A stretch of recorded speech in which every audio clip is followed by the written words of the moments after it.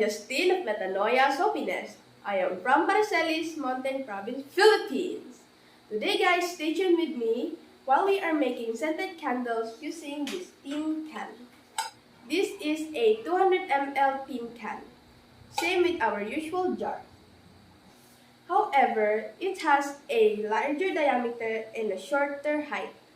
Larger diameter means a larger space for the centro to reach.